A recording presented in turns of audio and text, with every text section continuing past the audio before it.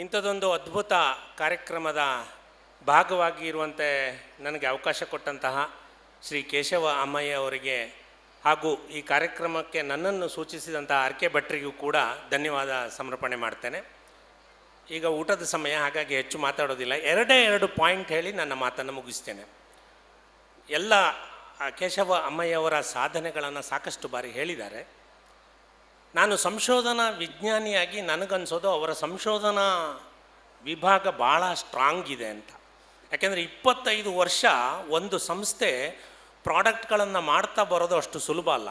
ಅದರ fine tuning ಮಾಡಬೇಕು, ಅದರ ವಿನ್ಯಾಸವನ್ನು ಪರಿಷ್ಕರಣೆ ಮಾಡ್ತಾ ಇರಬೇಕು. ಸಂಶೋಧನಾ ವಿಭಾಗ ಭಾಳ ಸ್ಟ್ರಾಂಗ್ ಇರಬೇಕಾಗ್ತದೆ. ಹಾಗಾಗಿ ಬಹುಶಃ ಅವ್ರದ್ದು ಸಂಶೋಧನಾ ವಿಭಾಗ ಭಾಳ ಸ್ಟ್ರಾಂಗ್ ಇದೆ ಅಂತ ಅಂದ್ಕೊಳ್ತೇನೆ. ಎರಡನೇ ಪಾಯಿಂಟ್ ಏನಂತ ಹೇಳಿದರೆ, ಅವರು ಕರ್ನಾಟಕ ಮತ್ತು ಇತರ ರಾಜ್ಯಗಳಿಗೆ ತಮ್ಮ ಉದ್ಯಮವನ್ನು ವಿಸ್ತರಿಸಿದ್ದಾರೆ. ನಾನು ಅಮೇರಿಕದಲ್ಲಿದ್ದಾಗ ನೋಡ್ತಾ ಇದ್ದೆ, ಅಲ್ಲಿ ಮೇಡ್ ಇನ್ ಚೈನಾ ಪ್ರಾಡಕ್ಟ್ಸು ಭಾಳ ಇದ್ದವು, ಇನ್ಕ್ಲೂಡಿಂಗ್ ಲ್ಯಾಡರ್ಸು ಮತ್ತು ಈ ಥರದ್ದೆಲ್ಲ ತುಂಬ ಇದ್ದವು.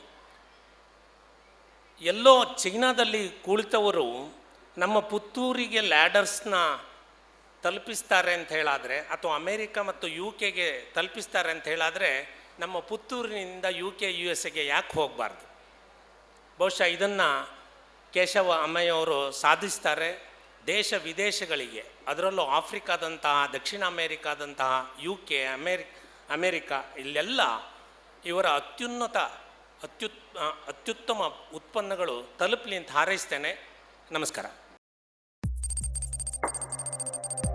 ವಸ್ತುನಿಷ್ಠತೆ, ವಿಶ್ವಾಸಾರ್ಹತೆ, ನಿಖರತೆಗಾಗಿ ನೋಡ್ತಾ ಇರಿ ನ್ಯೂಸ್ ಪುತ್ತೂರು, ಜನಮನದ ಪ್ರತಿಧ್ವನಿ.